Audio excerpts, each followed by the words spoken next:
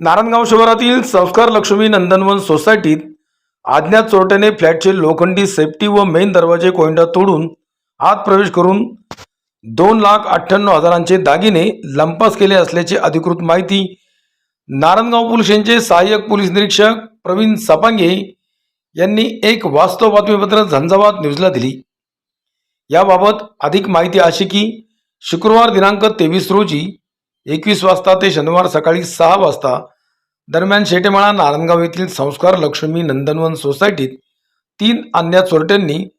सोसायटीतील flat क्रमांक 1 लोखंडी safety आणि मेन दरवाजाचे लॉक तोडून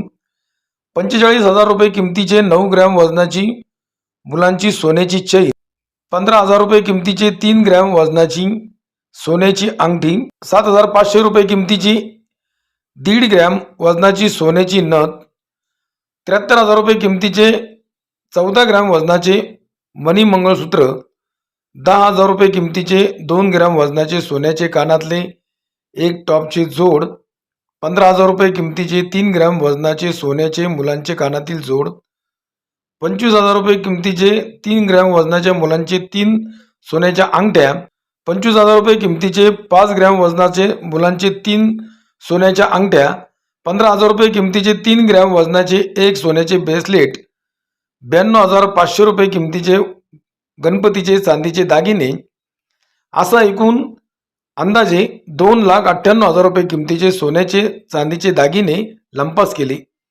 अशी फिर्याद चिंतामण बबन केंगले वय 45 वर्ष, व्यवसाय नोकरी यांनी नारायणगाव पोलीस स्टेशनला दिली।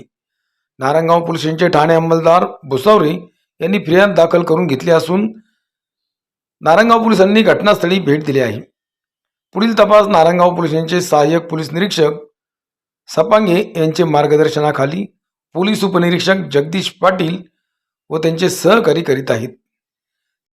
सोसायटीत चोर आल्याची घटना सीसीटीव्ही कॅमेऱ्यात कैद झाली आहे।